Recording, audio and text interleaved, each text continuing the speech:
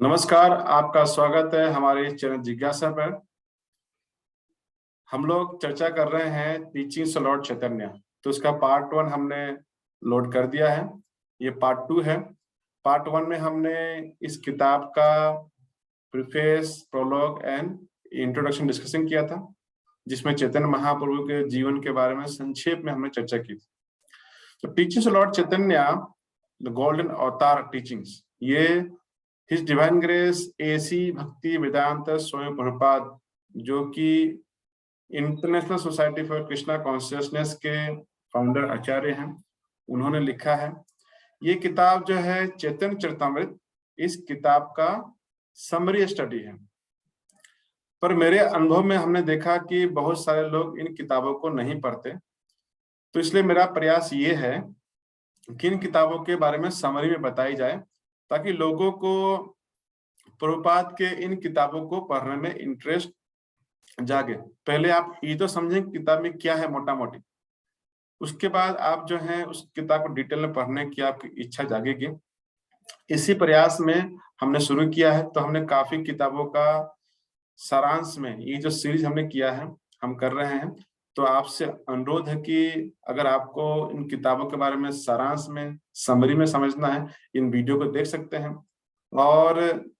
और किताबों को जानने के लिए आप उसको सब्सक्राइब कर सकते हैं। मैं बनाते जाऊंगा और आपको मिलेंगे सारी किताब के सारांश के बारे में। तो हम शुरू करते हैं। तो इस पार्ट 2 में हम लोग रूप गोस्वामी को जो शिक्षाएं चैतन्य महाप्रभु ने दिया था, उसके बारे में डिस्कस करेंगे। प्रभुपाद ने टीचिंग्स ऑफ लॉर्ड चैतन्य, इस पुस्तक में जो चैतन्य चरितमृत के जो श्लोक हैं, जो बांग्ला भाषा में लिखे गए हैं, उनको तो नहीं दिया था। प्रभुपाद ने उसको समझा कर दिया था और बहुत बेहतरीन तरीके से समझाया था। तो उसको पढ़ के आपको बहुत आनंद लगेगा। मैंने सोचा कि जो चैतन्य चरितमृत में जो श्लोक दिए गए हैं, उनको यहाँ पे लाया जाए, उनसे डिस्कस किया जाए। उससे आपकी रुचि चैतन्य चरितमृत इस किताब को पढ़ने में भी बढ़ेगी। तो आप टीचिंग्स ऑफ लॉर्ड चैतन्य किताब खरीदिए और चैतन्य चरितमृत भी खरीदिए, उसको पढ़िए और आपका जीवन सफल रहेगा। तो हम शुरू करते हैं यहाँ से। तो रूप गोस्वामी चैतन्य महाप्रभु को अपने भाई बल्लभ के साथ मिले थे बिंदु माधव मंदिर में, प्रयाग इलाहाबाद में। तो उनके बीच में बहुत सारी वार्तालाप हुई थी। तो उन सब जो वार्तालाप हुई थी, कैसे घटना घटित हुई थी, इन सब चीजों का मैं चर्चा नहीं करेंगे, पर मुख्यतः जो शिक्षाएं प्रदान हुई थी उसके ऊपर हम चर्चा करेंगे। तो चैतन्य महाप्रभु ने रूप गोस्वामी से कहते हैं, नमे भक्ता चतुर्वेदी मद भक्ता स्वपच प्रिया तस्मै देयम ततो ग्राह्यम सच पूज्य यथा ही अहम। लॉर्ड चैतन्य कहते हैं कि जो चतुर्वेदी है वो मेरा भक्त नहीं हो सकता है, लेकिन अगर कोई स्वपच है, अगर मेरा भक्त है, तो मैं उसके द्वारा दिए गए चीजों ग्रहण करता हूँ और उसको मैं देता हूँ, और इसी प्रकार से वो मेरे समान ही पूज्य हो जाती है। तो इस प्रकार चैतन्य महाप्रभु रूप गोस्वामी एक महान भक्त हैं, उनके बारे में कहते हुए इस श्लोक को उन्होंने कहा था। रूप गोस्वामी चैतन्य महाप्रभु को प्रणाम करते हुए कहते हैं, नमो महावदन्याय कृष्ण प्रेम प्रदायते कृष्णाय कृष्ण चैतन्य नामने गौरा तुसे नमः। इसका अर्थ है, रूप गोस्वामी कहते हैं, नमो महावदन्याय, हे महावदन्याय, हे महादानी, आपको मैं प्रणाम करता हूँ। क्यों आपने कौन सा दान दिया है? कृष्ण प्रेम प्रदायते। तो दानियों में सबसे श्रेष्ठ हैं चैतन्य महाप्रभु, क्योंकि उन्होंने कृष्ण प्रेम का दान दिया है इस जगत को। और कृष्णाय कृष्ण चैतन्य नामिने, वो स्वयं कृष्ण है, पर उन्होंने अभी क्या नाम ग्रहण किया है? कृष्ण चैतन्य नाम ने, कृष्ण चैतन्य नाम को ग्रहण किया है। कृष्ण है तो कृष्ण का जो रंग है वो श्यामल रंग का है, पर इस समय कृष्ण ने नाम बदला, कृष्ण चैतन्य नाम ग्रहण किया, और उनके जो शरीर का जो रंग है वो किस प्रकार से है? गौर है। गौरा तुसे नमः। तो ऐसे चैतन्य महाप्रभु को मैं प्रणाम करता हूँ। रूप गोस्वामी चैतन्य महाप्रभु को एक और श्लोक से प्रणाम करते, कहते हैं, यो अज्ञान मतम भुवनम दयालुर उला ज्ञानाम अपि अकरोत प्रमत्तम स्व प्रेम संपत शुद्ध्या अद्भुत इहम श्री कृष्ण चैतन्यम अमुम प्रपद्ये। कहते हैं कि सारा संसार जो है अज्ञान मत्तम, अज्ञान के कारण पागल हुआ है। ऐसे लोगों को आपने उद्धार किया, कैसे उद्धार किया और शुद्ध किया? तो कृष्ण प्रेम संपत्ति से उन्होंने सुधार कर दिया। वो कौन सा कृष्ण प्रेम है? स्व प्रेम संपत्ति। चैतन्य महाप्रभु स्वयं कृष्ण है, अपने ही प्रेम लोगों को पागल करके उनको शुद्ध कर दिया। ऐसे श्री कृष्ण चैतन्य को मैं प्रणाम करता हूँ। जब रूप गोस्वामी चैतन्य महाप्रभु को मिले थे अपने भाई बल्लभ के साथ में, उस समय चैतन्य महाप्रभु काफी नृत्य कर रहे थे और वो लोग दूर से देख रहे थे। चैतन्य बाबू नृत्य कर रहे थे, उन हाथ ऊपर उठा करके हरे कृष्णा का कीर्तन कर रहे थे, और उनके साथ में जितने सारे लोग थे सब पागलों की भांति नृत्य कर रहे थे और नाच रहे थे, गा रहे थे, चिल्ला रहे थे। ऐसा दृश्य रूप गोस्वामी पहले कभी नहीं देखा था। उनको देखते ही उनको भगवान के बारे में सब बातें याद आ गई, किस प्रकार से भगवान के लक्षणों के बारे में भागवतम लिखा गया है। वो लक्षण सारे उनको दिखाई दिए और वो समझ गए कि यही कृष्ण है, और यही कृष्ण है। इन्होंने नाम कृष्ण चैतन्य लिया है और उन्होंने इस प्रकार से उनको प्रणाम किया कि हे कृष्ण चैतन्य, आप स्वयं कृष्ण हैं और आप अपने ही प्रेम को लोगों को दान दे रहे हैं, दान दे के लोगों को शुद्ध कर दिया आपने। और वो लोग अपने जो अज्ञानता की वजह से पागल की तरह इस भौतिक जीवन में पड़े थे, आपने सबको उद्धार कर दिया। तो इस टीचिंग लॉर्ड चैतन्य में जो प्रपात ने समरी बनाई है, उसमें प्रपात लिखते हैं कि लॉर्ड चैतन्य ने रूप गोस्वामी को 10 घाट पर 10 दिनों तक शिक्षा दी थी। इन शिक्षाओं में विशेषतः चैतन्य महाप्रभु ने कवर किया था ultimate limit of the truth about Lord Krishna. भगवान कृष्ण की सत्य क्या है, उनकी भक्ति का सत्य क्या है, और जो रस है, भक्ति के रस है, वो भक्ति के रसों के बारे में चैतन्य महाप्रभु ने बताया। और जो उन्होंने ये भी बताया कि जो रसों में सबसे श्रेष्ठ जो माधुर्य रस है, इसके बारे में बताया। और जो श्रीमद् भागवतम का जो सार है, इस प्रकार से चैतन्य महाप्रभु ने रूप गोस्वामी को शिक्षा दी है। और रूप गोस्वामी से ये कहा कि आप जाकर के इन शिक्षाओं के बारे में विस्तार से लिखिए। तो रूप गोस्वामी ने बहुत सारे ग्रंथों की रचना करी, जिसमें से कि जो ग्रंथ है उपदेशामृत और भक्ति Rasamrita Sindhu, the nectar of instruction and nectar of devotion. ये 2 पुस्तकें हैं जो रूप गोस्वामी के बहुत प्रचलित हैं, जिसको हम लोग पढ़ना चाहिए, हमें जानना चाहिए। हमने नेक्टर ऑफ इंस्ट्रक्शन पर भी एक समरी वीडियो बनाई है, आप उसको देख सकते हैं। लॉर्ड चैतन्य जब इंस्ट्रक्शन दे रहे थे, तो अब जो सारे श्लोक में सारे आएंगे जिस प्रकार चैतन्य चरितामृत में लिखा गया था, मुझे खास करके उन शब्दों को पढ़ने में काफी आनंद की अनुभूति होती है। इसलिए मैंने सोचा कि उन श्लोकों को यहाँ दिया जाए, उसी तरह से पढ़ा जाए और संक्षेप में उनका वर्णन किया जाए। तो कृपा करके आप मन लगा के ध्यान सुनिए। काफी सुंदर और मधुर शब्द हैं भगवान के। इन शब्दों को सुन करके आपको चैतन्य महाप्रभु से प्रेम हो जाएगी। प्रभु का है सुना रूप भक्ति रसेर लक्षण, सुत रूपे कही विस्तार न जाए व न। भगवान कहते हैं सुना रूप है, रूप सुनो, भक्ति का रस का लक्षण क्या क्या है मैं तुम्हें सुत रूप में ही बताऊंगा, क्योंकि विस्तार में इनका वर्णन करना बहुत मुश्किल है, असंभव कार्य है। फिर भगवान चैतन्य प्रभु आगे कहते हैं एत ब्रह्मांड भरी अनंत जीव गण 84 लक्ष योनिते करये भ्रमण। तो शुरुआत में ही चैतन्य महाप्रभु रूप गोस्वामी से कहते हैं कि ये पूरे ब्रह्मांड में अनंत कोटि जीव रहते हैं, और वो कैसे घूम रहे हैं? तो 84 लक्ष योनिते करये भ्रमण। ये इसी प्रकार से है जैसे अगर मैं आपसे ये कहूं कि हाईवे पर लाखों लोग जो हैं 10 प्रकार की गाड़ियों में ट्रेवल करते हैं, मतलब लाखों लोग हैं, उसमें से 10% लोग मारुति की कार में ट्रेवल कर रहे हैं, 10% लोग जो है वो होंडा कार में है, 10% लोग जो है वो किया कार में है, 10% लोग बस में ट्रेवल कर रहे हैं, कुछ परसेंट लोग जो है ट्रेन में ट्रेवलिंग कर रहे हैं, कुछ परसेंट लोग जो है हवाई जहाज में जा रहे हैं। तो आदमी सेम है, उनकी हाइट जो है कितनी है? तो वही 5 फुट 6-7 फुट, छोटे बच्चे की हाइट 1-2 फुट, इस प्रकार से उसी हाइट के रेंज के लोग हैं। पर वो कुछ लोग बड़ी गाड़ी में, कुछ लोग छोटी गाड़ी में ट्रेवल कर रहे हैं। उसी प्रकार से जीव बहुत छोटा है, लेकिन वो अलग अलग तरह के गाड़ियों में ट्रेवल कर रहा है, उसको कहते हैं योनि, अलग अलग शरीर में ट्रेवल कर रहा है। तो कितने प्रकार के शरीर हैं इस प्रकार से? जैसे रास्ते पर अलग अलग प्रकार की गाड़ियां होती हैं, कोई बाइक है, कोई ट्रक है, कोई कार है, कोई ट्रेन है, कोई एरोप्लेन है, कोई समुद्री जहाज है, कोई पनडुब्बी है। अलग अलग प्रकार के वाहन है जाने के लिए। कोई स्पेस क्राफ्ट है जो कि हमें धरती से बाहर के जगह में ले जा सकती है, हम आउटर स्पेस में ले जा सकते, अंतरिक्ष में हमको सैर करा सकती है। ऐसे भी वाहन मौजूद है।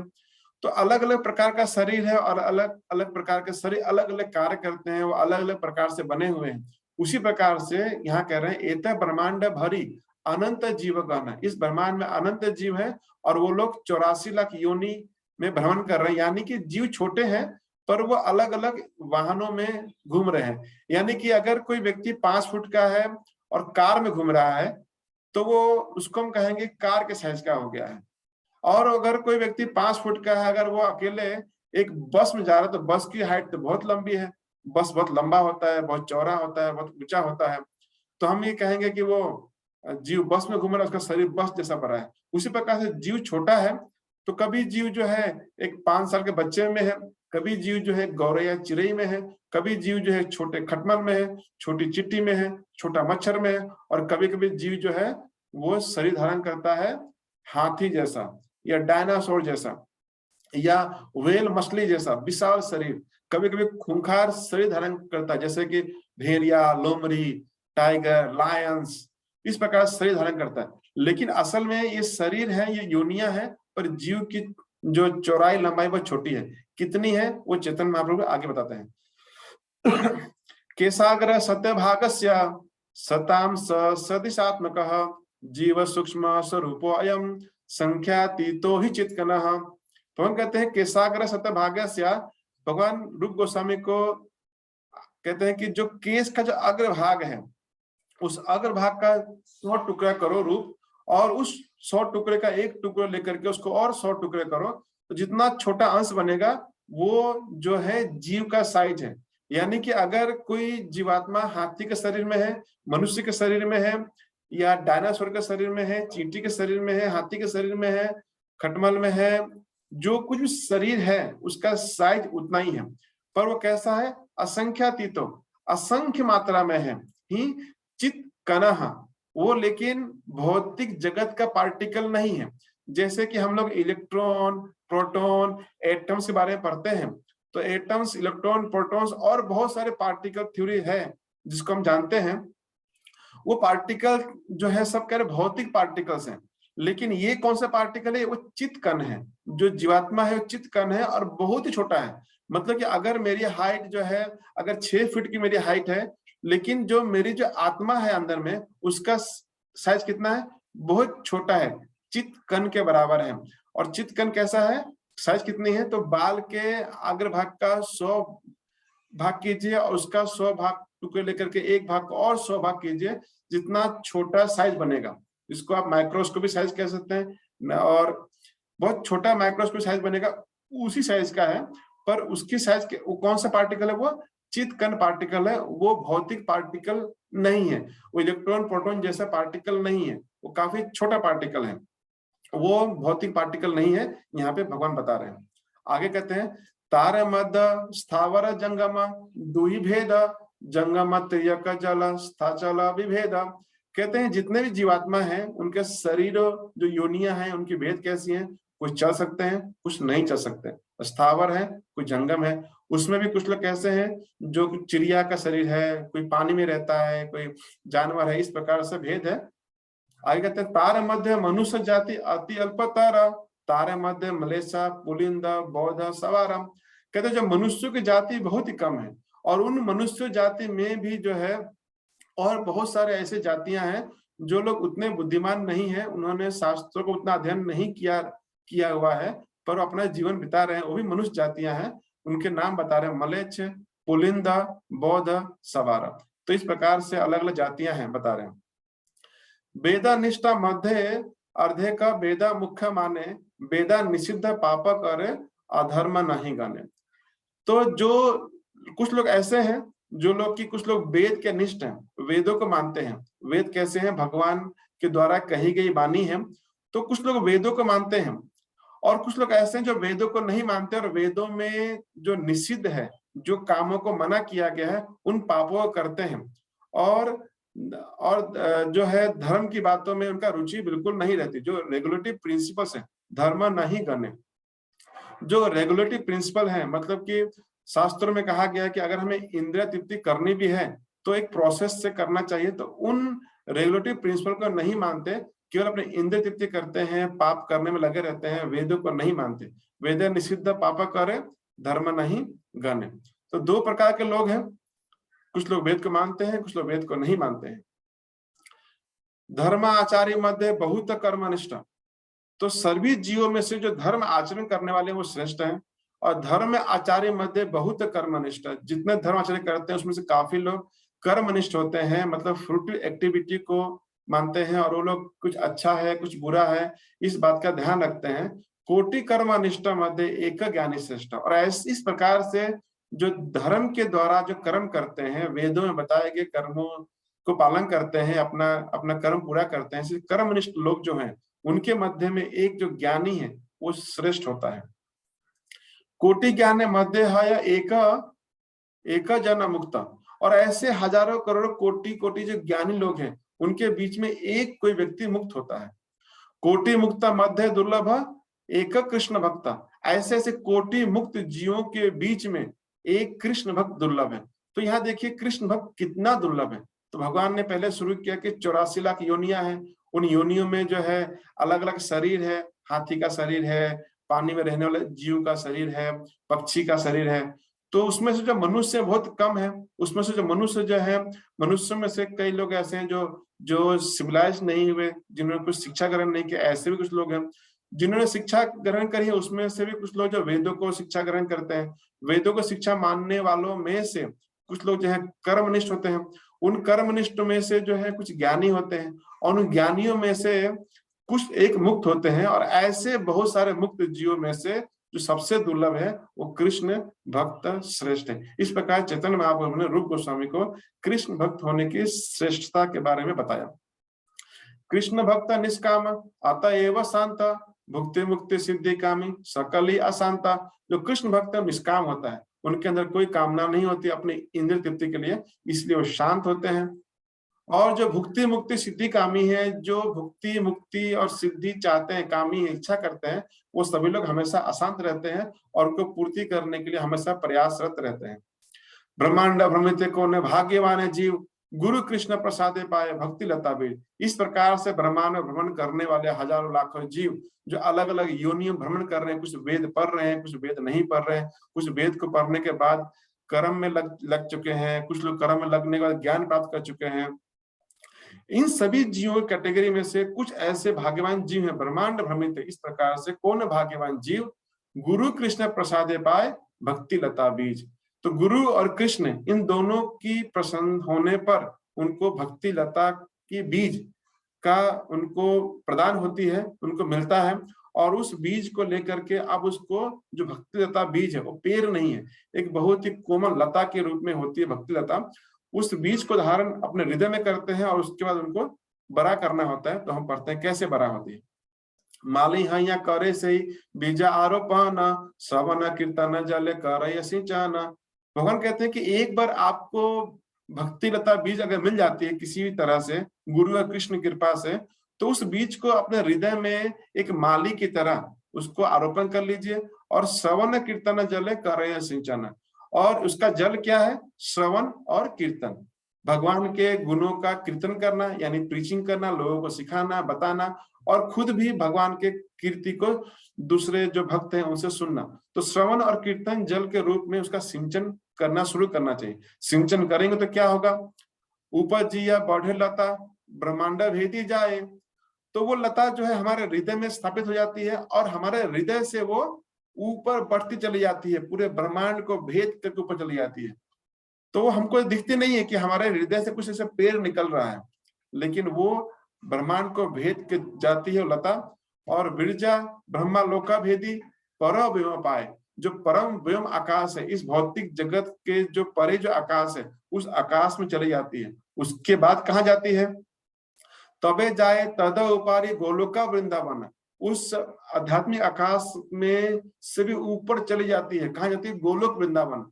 कृष्ण चरण कल्प वृक्ष करे आरोहण, कृष्ण के चरणों को वो पकड़ लेती है। आपने देखा होगा जो लता होती है उसको किसी वृक्ष का सहारा चाहिए होती, जैसे कि हम लोग बहुत सारे लताओं को देखते हैं, जैसे कि अंगूर की लता होती है या बहुत सारे लताओं का चीजें होती हैं, उसको कोई वृक्ष चाहिए जिसको घूम घूम करके वो आरोहण करती है। तो कृष्ण चरण ने कल्प वृक्ष करे आरोहण, तो धीरे धीरे चलते जाते वो पूरे ब्रह्मांड को पार करके गोलोक वृंदावन पहुंचता है। गोलोक वृंदावन पहुंच करके भगवान कृष्ण के चरणों को पकड़ करके वहां आरोहण करता है, वो वहां आलिंगन कर लेता है वो वृक्ष लता। और उसका शुरुआत कहां से हुई है?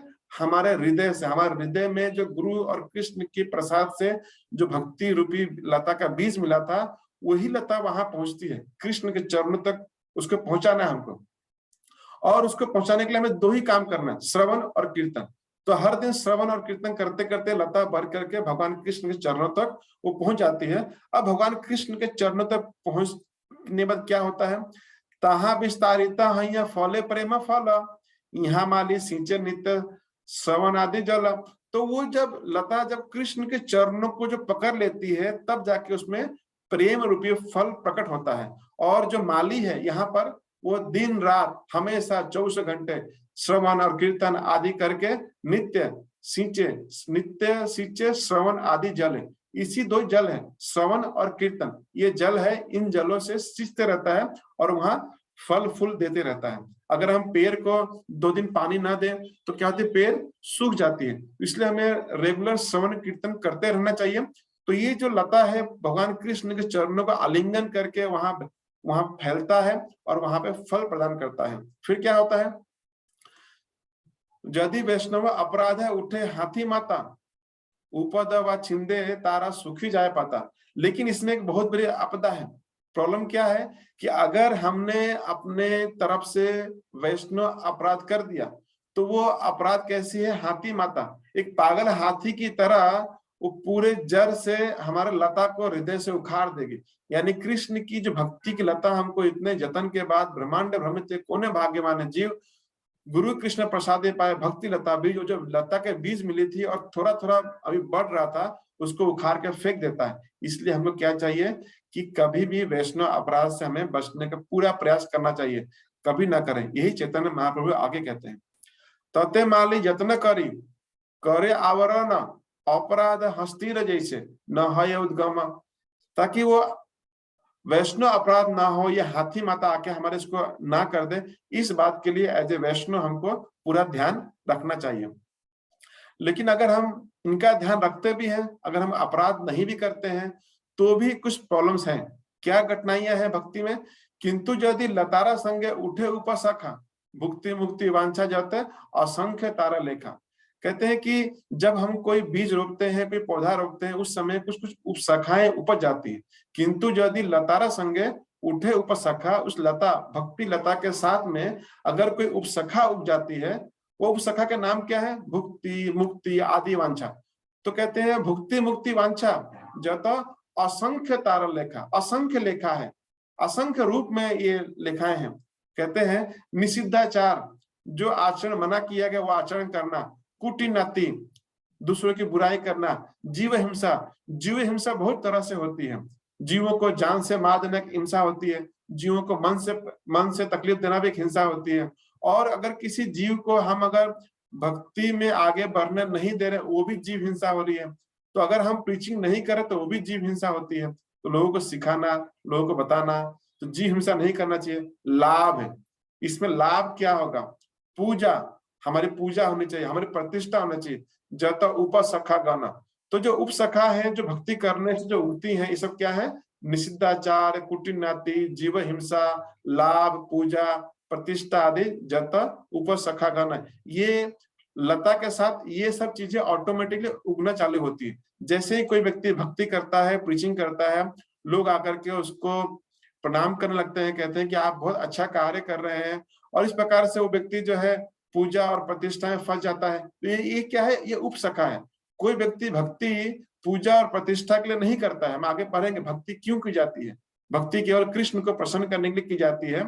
तो ये पूजा और प्रतिष्ठा, हमें पूजा मिले, प्रतिष्ठा मिले, इस काम के लिए कोई नहीं करता है, इसलिए हमें इसको उपजने अपने मन में कभी नहीं देना चाहिए। या हमें प्रीचिंग कर रहे हैं, इससे हमें क्या लाभ प्राप्त होगा, क्या लाभ मिलेगा, मुझे क्या मिलेगा, इस प्रकार का विचार जब मन में आ जाती है, इसको कहते हैं उपसखा करना। तो भक्ति का बीज तो मिल गया, उसको हम श्रवण कीर्तन कर रहे हैं, लेकिन क्या हो रही है, ये उपसखा पैदा हो रही है। अब जब कोई खेती करता है और एक जो मेन जो खेती का जो प्लांट है, जैसे कि कोई गेहूं की खेती कर रहा है, कोई चने की खेती कर रहा है, तो उसमें देखते हैं कि और भी कुछ कुछ चीजें उगने लगती है। तो जो किसान होता है क्या करता है, उसका काम होता है कि जो भी उपसखा है, जो वीड्स हैं, जो अलग प्लांट है, उनको काट करके उनको फेंक दे, जिससे कि जो मेन जो प्लांट है वो बड़ी हो सकेगी। नहीं तो जितना खाद देंगे, जितना पानी देंगे, जितना सींचेंगे, वो सब क्या होगा, जो मेन प्लांट है वो तो नहीं बढ़ेगा, लेकिन जितने वीड्स हैं, जो बेकार के प्लांट थे, जो हमें जरूरत नहीं है, ऐसे जो पौधे हैं वो बड़े हो जाएंगे, सारा खाद सारा पानी पी करके। यही सब भगवान चैतन्य महाप्रभु रूप गोस्वामी को शिक्षा में बता रहे हैं। सेका जले पाया ऊपर शाखा बढ़ी जाए, स्तब्ध हैया मूला शाखा बाढ़ीते न पाए। तो हम जितना श्रवण कीर्तन करते जाएंगे, क्या होगी, हम तो रोज श्रवण कीर्तन कर रहे हैं, रोज कीर्तन कर रहे हैं, रोज जप कर रहे हैं, रोज कथा सुन रहे हैं, लेकिन क्या हो रही है, उपसखा बढ़ रही है, लाभ, पूजा, प्रतिष्ठा, ये सब चीजें बहुत बढ़ती चली जा रही है। और स्तब्धा है मूला शाखा बाढ़ीते न पाए, जो मूल शाखा थी, जो भक्ति लता का जो शाखा थी, वो उसका ग्रोथ रुक जाता है, वो आगे बढ़ती नहीं है। तो हमको जो है भक्ति में विकास नहीं दिखता है, बल्कि उपशाखा ही बहुत दिखते हैं। तो कभी कभी बहुत लोग बहुत प्रसिद्ध हो जाते हैं, बहुत उनकी प्रसिद्धि हो जाती है, बहुत पूजा प्रतिष्ठा, क्या लाभ होगा, इस चक्कर में फंस जाते हैं। और इसको समझना काफी मुश्किल भी होती है कई बार। इसलिए हमें जो सीनियर भक्त है उनकी सहायता लेनी चाहिए, अपने गुरु की सहायता लेनी चाहिए, जानने के लिए कहीं हम जो श्रवण कीर्तन कर रहे हैं उसका फल उपशाखा आदि तो नहीं खा जा रहे हैं, तो जो मेरे मूल शाखा है वो नहीं बढ़ती है। प्रथम उपशाखा कर छेदना, इसीलिए सबसे पहले हमको चाहिए कि ये उपशाखा है उसको करे छेदना, उसको काट दें, तबे मूल शाखा बाड़ी जाए वृंदावन। तब जाके जो मूल शाखा है वो बढ़ते बढ़ते बढ़ते बढ़ते वृंदावन भगवान कृष्ण के चरणों को पकड़ेगी, और तब जाके हमको जो उसका मूल जो फल है हमको मिलेगा, जो असल फल हमको मिलेगा हमको। प्रेम फल पकी पड़े माली अस्वदय, लता आलंबी माली कल्पा वृक्ष पाया। तो इस प्रकार से जो ये जो लता है, भक्ति में लता जो है वो कृष्ण के चरण को आलिंगन कर लेती है और वहां फल मिलता है। ये जो फल जब पकता है, तो फल पकने के बाद जब जमीन पे गिरता है तो माली जो है, जो भक्त है, उसका आस्वादन करता है, और इसी लता का आलंबन करके जो है भक्त भगवान के कृष्ण जो कल्प वृक्ष रूप में है उनको वो प्राप्त कर लेता है। तहां से ही कल्प वृक्ष कर ये सेवन, मुखे प्रेम फल रसा करे आस्वादन। वहां जाकर के भक्त जो है कल्प वृक्ष की सेवा में लग जाता है, पूर्णतः से भक्ति में लग जाता है, और वो क्या करता है, सूखे प्रेम फल रस करे आस्वादन, और बड़े प्रेम पूर्वक जो प्रेम का जो फल है जो इस भक्ति लता में उगा है उसका आस्वादन करने लगता है। एत पर फल परम पुरुषार्थ, जारा आगे तृण तुल्य चारी पुरुषार्थ। कहते हैं ये जो परम फल है, ये जो भक्ति का जो फल है, ये क्या है, परम पुरुषार्थ है। साधारणतः हम लोग 4 पुरुषार्थ के बारे में सुनते हैं, धर्म अर्थ काम मोक्ष, इनके बारे में सुनते हैं, लेकिन इन सभी फलों से भी ऊपर परम पुरुषार्थ क्या है, इसको कहते हैं पंचम पुरुषार्थ है। ये पंचम पुरुषार्थ है भगवान कृष्ण का प्रेम।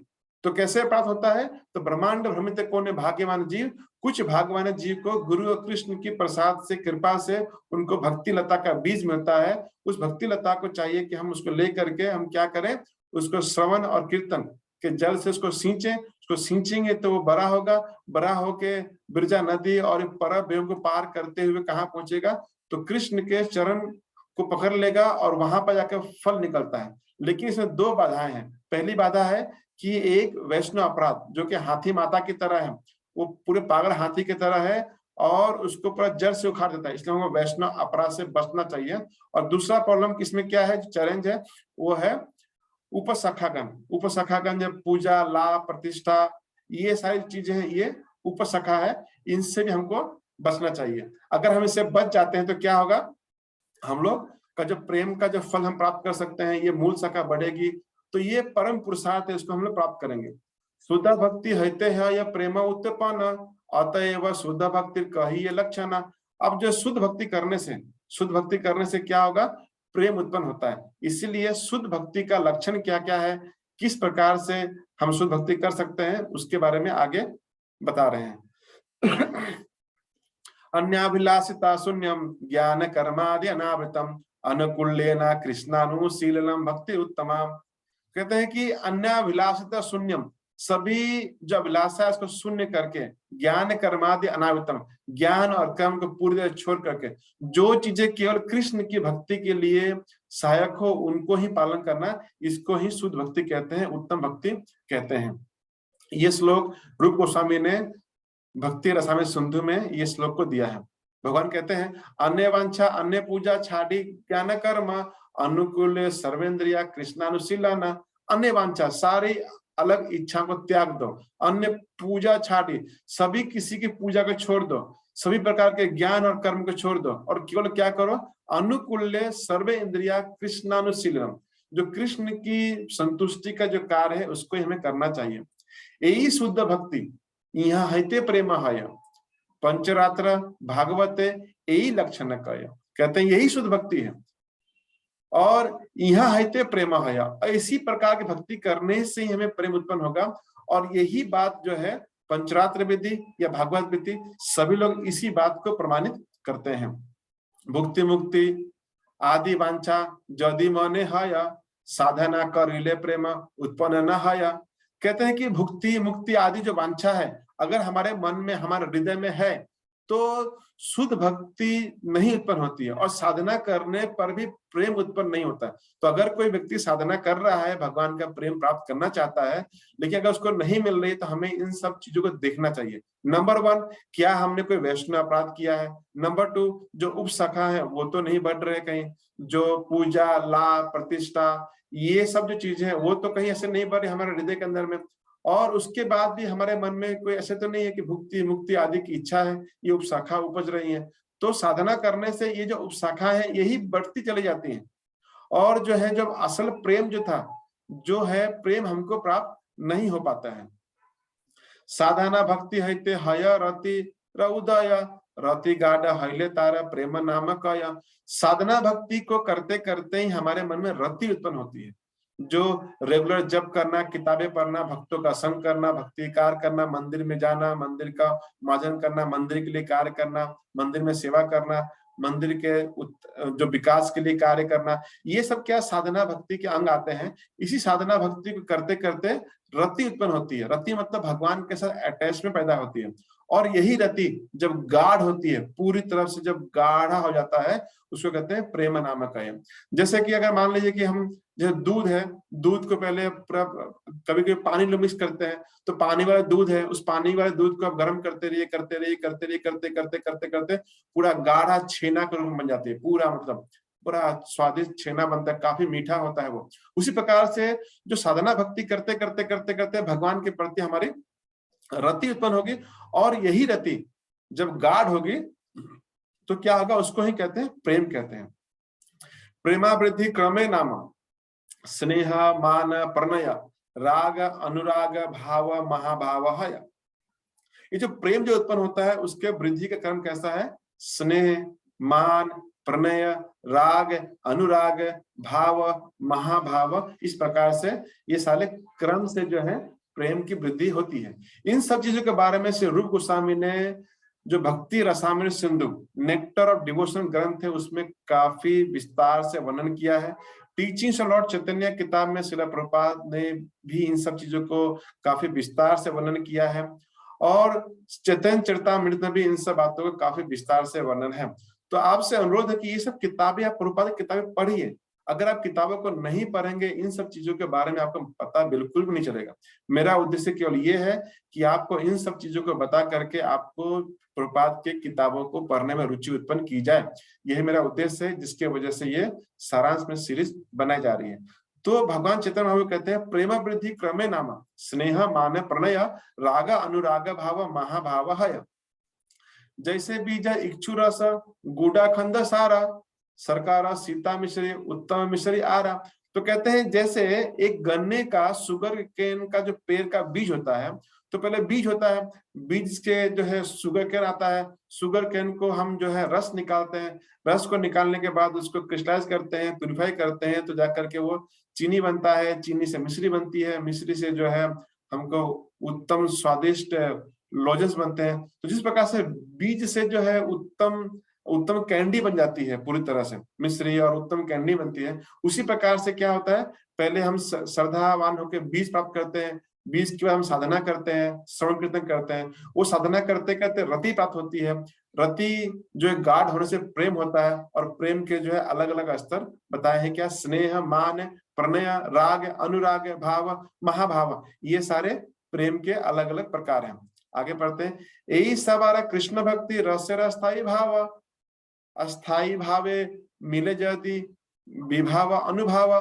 तो कहते हैं कि ये सब जो अस्थाई भाव है, इसके साथ में विभाव और अनुभव मिक्स होते हैं, और इस प्रकार से जो अस्थाई भाव के जो रस को भी वो सब बढ़ाते हैं। सात्विक व्यभिचारी भाव मिलन कृष्ण भक्ति रस है अमृत स्वदन। तो कहते हैं जो सात्विक भाव है, जो उसमें कभी कभी व्यभिचारी भाव मिक्स करने से कृष्ण भक्ति का रसास्वादन और बढ़ता है। जैसे दधि सीता घृत मरीच कर्पूरा मिलन रसाला है अमृत मधुर। जैसे दही के अंदर में थोड़ा सा मिश्री डाल दीजिए, घी डाल दीजिए, उसके बाद में काले मिर्च डाल दीजिए, कपूर डाल दीजिए, सबको मिला करके कितना अच्छा मीठा श्रीखंड श्रीखंड जैसी चीजें बन जाती है। उसी प्रकार से जो अस्थाई भाव है, उसमें दूसरे भाव जब मिक्स होते हैं तो वो और मधुर ही लगता है। भक्त भेदा रति भेदा पंच प्रकार शांत रति दास्य रति संख्य रति आरा वात्सल्य रति मधुर रति यही पंच विभेद रति भेद कृष्ण भक्ति रसे पंच भेद। तो कहते हैं 5 प्रकार की रति होती है, भक्तों में रति होती है, और उस रति के भेद के हिसाब से भक्तों में जो 5 तरह के रसों का भेद होती है। क्या क्या रति है? शांत रति है, दास्य रति है, साख्य रति है, वात्सल्य रति है और मधुर रति है। तो ये 5 प्रकार के रति है, और 5 प्रकार के रति मतलब अटैचमेंट। तो 5 प्रकार के अटैचमेंट से भक्त लोग जो है 5 प्रकार के भगवान के भक्ति का रसा आस्वादन करते हैं। और इसी प्रकार से भक्तों के भेद भी बताए जाते हैं। शांत दास्य संख्य वात्सल्य मधुर रस नाम कृष्ण भक्ति रसा मध्य यही पंच प्रधान। तो ये 5 प्रधान रस होते हैं, शांत, दास्य, साख्य, वात्सल्य और मधुर रस जो है, ये 5 प्रकार के जो रस हैं, ये प्रधान रस हैं। उसके अलावा हास्य, अद्भुत, वीर, करुणा, रौद्र, विभस्त, भय, पंचविधा भक्त गौण सप्त रस है। तो जो 5 प्रकार के जो चीजें हैं जो मेन थे, और ये 7 प्रकार के कुछ गौण सप्त रस हैं, 7 प्रकार के रस हैं। हास्य, अद्भुत, वीर, करुणा, रौद्र, विभस्त और भय, ये भी एक रस है। भय एक भी रस है। जैसे हम देखते हैं कि बहुत सारे जो मूवीज बनते हैं वो भय पे होते हैं, भूत के सिनेमा बनते हैं, और लोग इनको एंजॉय करते हैं। सस्पेंस, थ्रिलर, बहुत बड़े भयानक भयानक चीजों को दिखाई जाती है मूवीज में, और लोग उन सब चीजों को देखते हैं, उन सब चीजों को एंजॉय करते हैं। इससे हमें मालूम चलता है कि ये सब एक रस है जिसको जीव एंजॉय करता है। लेकिन वो सब कैसा है? भौतिक दशा में है, और हमको वो सब चीजें बांधने वाली है, और हमको इस शरीर से ही बांधने रखेगी, और बार बार जन्म मृत्यु चक्कर में हमें 84 लाख योनि में अलग अलग कष्टों को सहते हुए घूमना पड़ेगा। लेकिन अगर ये सब चीजें भगवान कृष्ण के साथ जुड़ती है तो हमारा उद्धार हो जाएगा, हम गोलोक वृंदावन को प्राप्त कर जाएंगे। यही शिक्षा यहाँ पे दी जा रही है। तो 5 मुख्य रस है, शांत, दास्य, साख्य, है ना, और वात्सल्य, माधुर्य, 5 मुख्य रस है। और उसके अलावा 7 रस कौन से? हास्य, अद्भुत, वीर, करुणा, रौद्र, विभस्त, भय, ये जो है 7 जो है और रस हैं। तो एक मुख्य रस और गौण रस है। आगे कहते हैं पंच रस स्थायी व्यापी रहे भक्त मन सप्त गौण आगंतुक पाए कारण है। तो अस्थाई भाव रहती है, शांत, दास्य, साख्य, वात्सल्य, माधुर्य, जो 5 रस है ये अस्थाई भाव है, ये फिक्स रूप में जीव में रहती है। और ये जो 7 प्रकार के हमने जो पढ़ा, ये सब जीव में कभी कभी दिखती है। हास्य, अद्भुत, वीर, करुणा, रौद्र, विभस्त, भय, ये सब दिखती है। अब ये जो रस है, इन रसों के बारे में मुझे पूरा विश्वास है कि आपको और अधिक जानने की इच्छा होगी। इन रसों के बारे में डिटेल में समझने के लिए आप तो चैतन्य चेतामृत जो किताब पढ़िए, और भक्ति विनोद ठाकुर ने बहुत सारे पुस्तक लिखे, उनको पढ़ सकते हैं। टीचिंग्स ऑफ लॉर्ड चैतन्य में भी प्रभुपाद ने काफी डिटेल में इनको बताने के प्रयास किया है। तो इन किताबों को पढ़िए, यहाँ पर इन सब चीजों की चर्चा हम नहीं कर पाएंगे। शांत भक्त नव योगेंद्र सनकादि आरा दास्य भाव भक्त सर्वत्र सेवक अपार। कहते हैं शांत भक्त का एग्जाम्पल कौन है? तो नव योगेंद्र स्वामी और सनकादि, ये सब शांत भक्त में आते हैं। और दास्य भाव के भक्त तो हर जगह है, इसलिए वो बहुत मात्रा में सर्वत्र सेवक अपार। सांख्य भक्त श्रीमाद आदि पूरे भीमार्जुन वात्सल्य भक्त माता पिता जत गुरुजन। तो साख्य भक्त, जो साख्य भक्त श्रीमद आदि, जो श्रीदाम आदि हैं, श्रीदाम आदि जो थे वो साख्य भक्ति में थे, और बाद में भीम अर्जुन जो थे वो भी साख्य भक्त में थे। वात्सल्य भक्त के एग्जाम्पल कौन है? तो उनके माता पिता नंद जशोदा जो थे वो वात्सल्य में थे, और उनके जो गुरु थे सांदीपनि मुनि वो कैसे थे? वात्सल्य रस के भक्त थे। मधुर रस भक्त मुख्य ब्रज गोपी गण महिषी गण लक्ष्मी गण असंख्या गण। और जो मधुर रस के जो भक्त हैं उनमें जो मुख्य कौन है? ब्रज के गोपियां हैं, महिषी लोग भी हैं वो मधुर रस में है, लक्ष्मी भी मधुर रस में है, और ऐसे बहुत सारे असंख्य जीव हैं, असंख्य भक्त हैं जो भगवान के साथ मधुर रस में आदान प्रदान करते हैं। पर मुख्य कौन कौन है? ब्रज गोपी गण, और उसके बाद महिषी गण है, लक्ष्मी गण है। तो ये भगवान ने मधुर रस, शांत रस, दास्य रस, साख्य रस का एग्जाम्पल दिया कि कौन कौन भक्त जो है उनके उस रस में स्थित है। तो अगर हम भगवान के इन रसों में भक्त स्थित क्या करते हैं, अगर हमको जानने की इच्छा है तो हमको इन भक्तों के जीवनी के बारे में, ये भक्त किस प्रकार से भगवान से आदान प्रदान करते थे, इन सब चीजों को हमें पढ़ना चाहिए। और विशेषतः लॉर्ड टीचिंग लॉर्ड चैतन्य, इस किताब को पढ़ सकते हैं आप, चैतन्य चैतन्य पढ़ सकते हैं, आप सीख सकते हैं, और श्रीमद् भागवतम पढ़ सकते हैं। पूर्ण कृष्ण रति है द्वित प्रकार ऐश्वर्य ज्ञान मिश्र केवल भेद आरा। और जो कृष्ण की रति जो है वो फिर से दो प्रकार की होती है। ऐश्वर्य ज्ञान मतलब भगवान कितने महान है, भगवान कितने दयालु हैं, भगवान सबसे शक्तिशाली है, इन सब ज्ञानों को रहते हुए भगवान में रति उत्पन्न होती है, उसको कहते हैं ऐश्वर्य ज्ञान मिश्र। और एक केवला भेद आर है, और एक भक्ति है जो केवला भक्ति कहलाती है।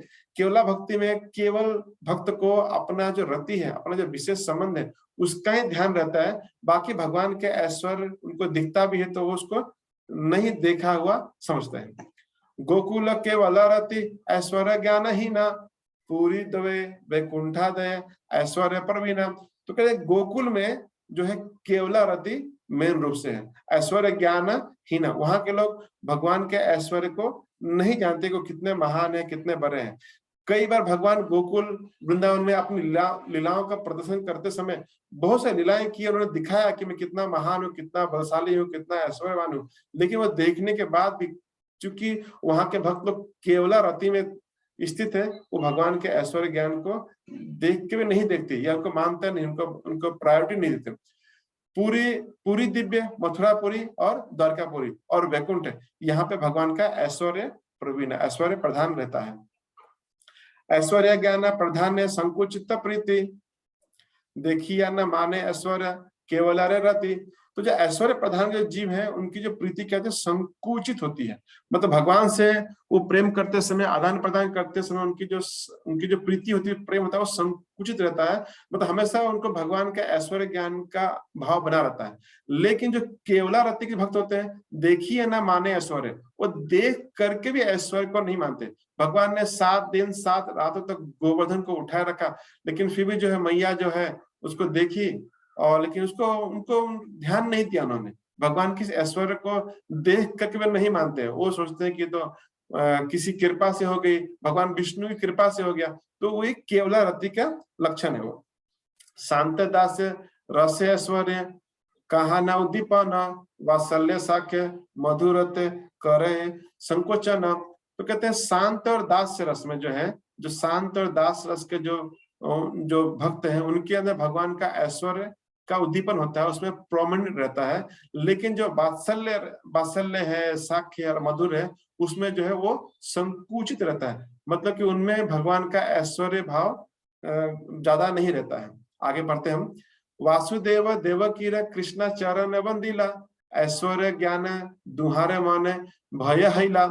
वासुदेव देवकी जब भगवान कृष्ण को मिले, जब भगवान कृष्ण ने कंस का वध करने के बाद अपने माता पिता वासुदेव और देवकी से मिले, तो वासुदेव देवकी को याद आया कि यही हमारा 8वां पुत्र है, जिसने भविष्यवाणी हुई थी कि ये भगवान का अवतार होगा और कंस का वध करेगा। तो इस प्रकार से वो भगवान के चरण छूने के लिए जा रहे थे, तो भगवान उनको रोक दिया, अरे आप मेरे चरण क्यों छू रहे हैं, आप तो मेरे माता पिता हैं। तो ऐश्वर्य ज्ञान है दुहारा मने भय हिला, तो ऐश्वर्य ज्ञान होने से उनके मन में भय उत्पन्न हो गया था। पर जो नंद बाबा थे और जो जो नंदरानी थी, वो कभी भी भगवान के इतने सारे ऐश्वर्य देखने के बाद भी कंस का वध कर दिया, जो कुछ भी भगवान कृष्ण ने किया, लेकिन उनकी केवला रहती थी, कभी भी ऐश्वर्य को देख करके भी नहीं मानते थे। कृष्ण ना विश्व रूप देखी अर्जुन हैला भय, साख्य भाव धृष्टया क्षमा पाया करी अभिनय।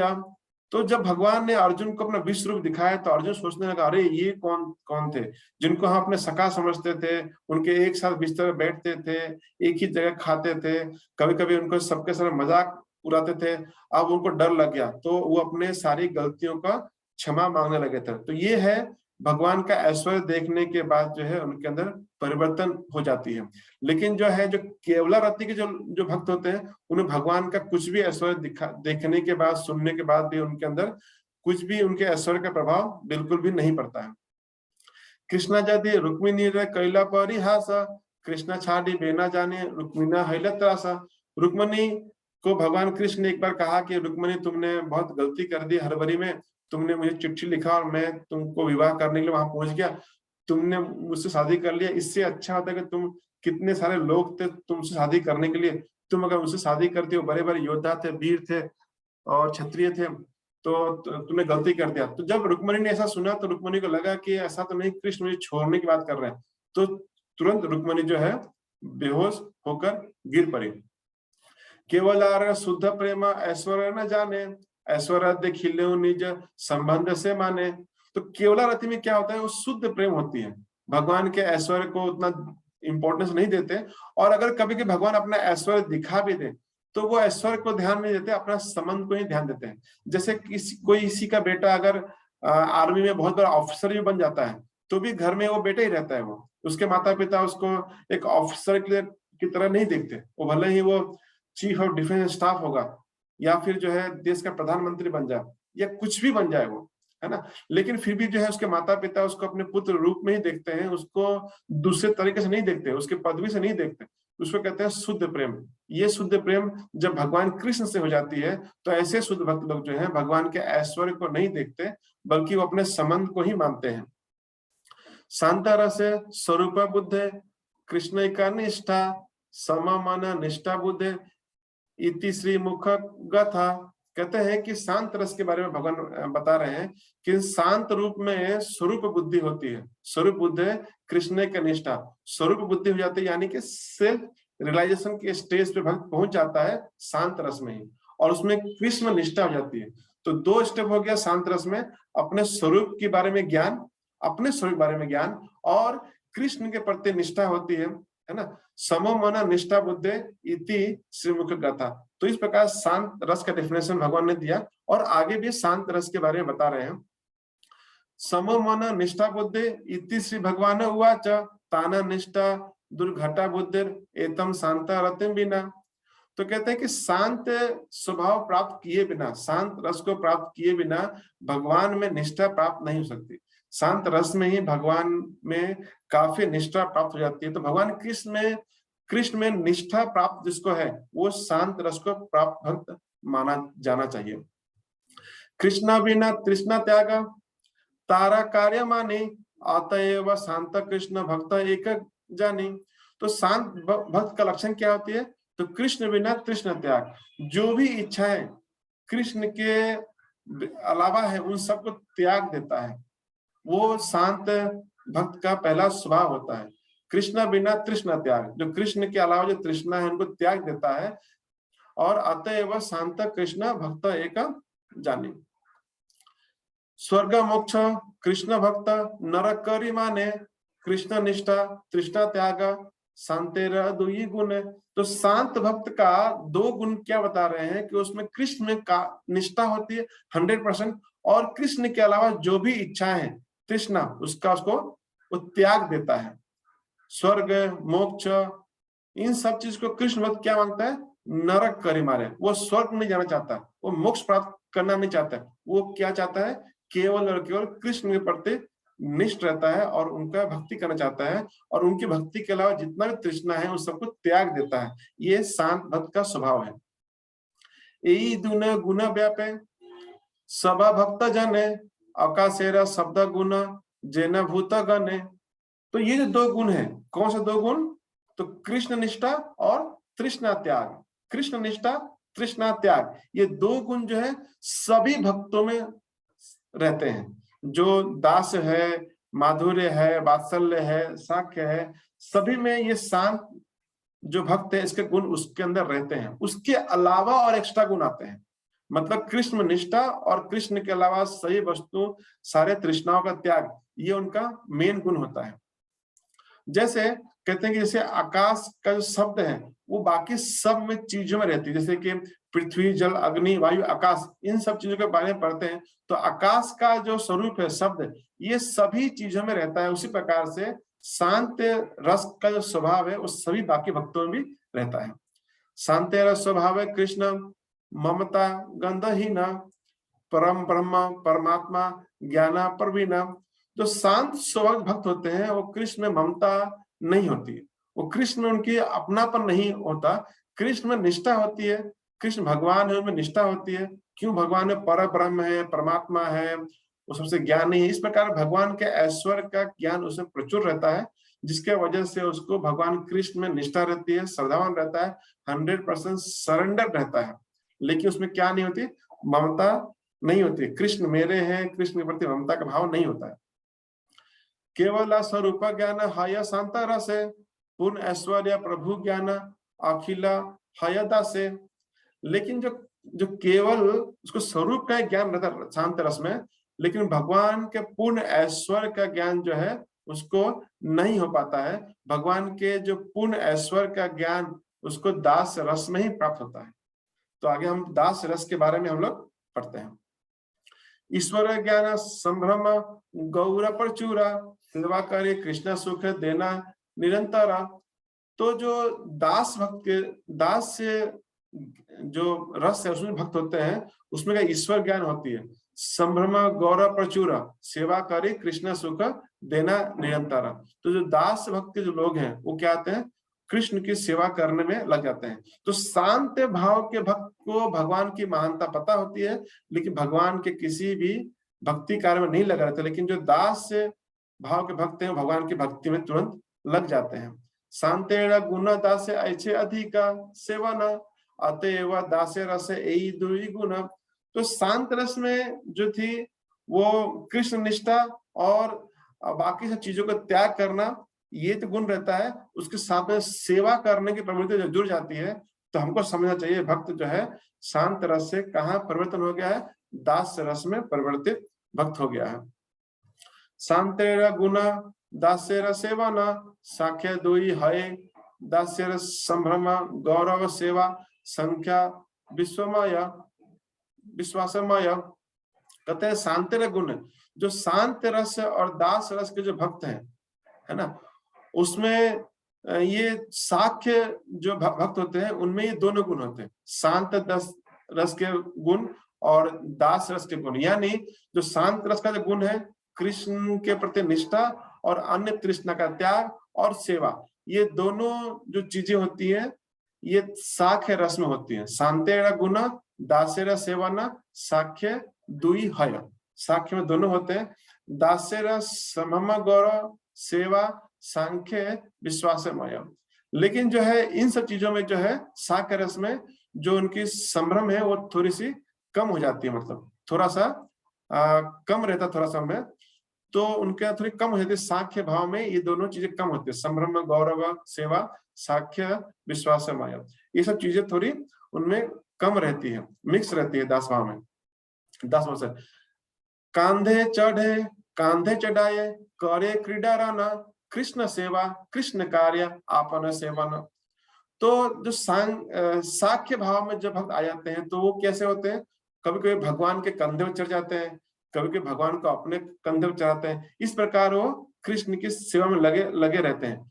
तो कृष्ण सेवा से भी आगे वो साख्य रस के भाव के भक्त लोग बढ़ जाते हैं। कभी कृष्ण से झूठा लड़ाइयां भी करते हैं और कृष्ण ये सब चीजों को कृष्ण एंजॉय करते हैं। विश्रम्भ प्रधान साख्य गौरव संभ्रम ही न अतएव सांख्य रस तीन गुण चिन्ह। ये 3 गुण है उनके अंदर, जो साख्य रस के जो भक्त होते हैं उसके अंदर ये 3 क्वालिटीज आ जाते हैं। तो क्या क्या रहते हैं उसके अंदर? ऑ एंड वेनरेशन का एब्सेंट रहता है, गौरव और संभ्रम ही न। गौरव, भगवान के प्रति गौरव बुद्धि नहीं रहती। अगर भगवान हमसे बड़े हैं ऐसी बुद्धि रहती तो कैसे वो भगवान के कंधे पर चढ़ जाते हो, है ना? भगवान के कंधे पर चढ़ जाते हैं, भगवान से फाइट भी करते हैं, झगड़ा करते हैं भगवान से। भगवान कहते हैं कि तुम यहाँ से भाग जाओ, तुमको हम नहीं खिलाएंगे, तुम राजा के पुत्र हुए तो क्या हुआ, तुमने हारे हो, तुमको हमें अपने कंधे पर चढ़ा करके हमको शेयर कराना पड़ेगा। इस प्रकार से वो बातें करते हैं। तो गौर संभ्रमहीन रहता है। लेकिन जो दूसरे गुण है शांत रस के और दास रस के, वो गुण उनके अंदर रहते हैं। कैसे? कृष्ण में ही निष्ठा रहती है और अन्य जो तृष्णा सबको छोड़ देते हैं और सेवा की भावना रहती है। तो इस प्रकार से ये साख्य रस के बारे में यहाँ बताई गई। ममता अधिक कृष्ण आत्मा सम ज्ञान अतएव सांख्य रस बस भगवान। तो अधिक क्या होगी? शांत रस में जो है भक्त के पास में कृष्ण निष्ठा और अन्य तृष्णा का त्याग, दास रस का सेवा आ गया। साख्य रस में ममता अधिक आ जाती है, ममता एक्स्ट्रा है जो साख्य रस में है। ममता अधिक कृष्ण आत्मा समज्ञान, कृष्ण हमारे समान ही है, इस प्रकार से वो सोचते हैं कि कृष्ण हमारे समान है, हमारे समान ही रहते हैं। अतएव साख्य रस बस भगवान, और इस प्रकार इसलिए भगवान कृष्ण जो है साख्य रस के भक्तों के वशीभूत हो जाते हैं। जब कहते हैं कि अपने कंधे पे चढ़ाओ कृष्ण, तो कृष्ण को उनको अपने कंधे पे चढ़ा करके उनको ले जाना पड़ता है। वात्सल्य सांत्रे गुण दासेर सेवन सेई सेवनेर यह नाम पालना। तो वात्सल्य, अब वात्सल्य रस के बारे में बता रहे कि वात्सल्य संतेरा गुण दासेर सेवन। तो वात्सल्य के अंदर शांत के गुण यानी कृष्ण के प्रति निष्ठा और अन्य सब चीजों का त्याग रहता है, और उसके अलावा दास का सेवन रहता है। तो दास का जो सेवन है उसमें क्या होता है? पालन। वात्सल्य लोग भगवान के पालन के विषय में सोचने लगते हैं। साखेर गुण असंकोच गौरव सारा ममता आधिक्य ताड़ना भ्रत्सन व्यवहार। तो सांख्य का जो गुण है संकोच करना, तो असंकोचन और अगौरव, तो कोई संकोच नहीं करते और वो क्या होता है, उनको गौरव नहीं मानते। और उनमें क्या रहती है? ममता आधिक्य, बहुत अधिक ममता होती है। कृष्ण मेरे हैं, कृष्ण अगर बदमाशी करेंगे तो कृष्ण के बाद में लोग उनको भला बुरा कहेंगे, कृष्ण को जो है लोग चोरी करते पकड़ेंगे तो उनके नाम खराब होगा। तो ये ममता अधिक होने से क्या, ताड़ना और भर्त्सना, उनको सजा भी देते हैं और उनको डांटते भी हैं। इस प्रकार से जो भक्त लोग जो है, जो उनके साथ में वात्सल्य भाव में जुड़े हैं, वो इस प्रकार से उनके साथ व्यवहार करते हैं। शांत और दास से और साख्य जो भक्त लोग वो भगवान को ताड़ना और भर्त्सना नहीं करते, उनको डांटते नहीं है, उनको सुधारने का प्रयास नहीं करते, पर वात्सल्य भाव के भक्त करते हैं। क्यों? क्योंकि उनमें ममता अधिक होती है। आपनारे पालक ज्ञान कृष्ण पाले ज्ञान चारि गुण वात्सल्य रस अमृत समान। तो अपने आप को समझते मैं पालक हूं, मैं पालन करूंगा, और कृष्ण कौन है? पालक किए जाने चाहिए। इस प्रकार से ये 4 गुण जो है वात्सल्य रस में ये होते हैं, और भगवान कहते हैं ये कैसे? अमृत के समान है। इन गुणों का आस्वादन भगवान अमृत के समान करते हैं। सेई अमृतानंदे भक्त सह डूबे न आपने कृष्ण भक्त वासे गुण कहे ऐश्वर्य ज्ञानी जाने।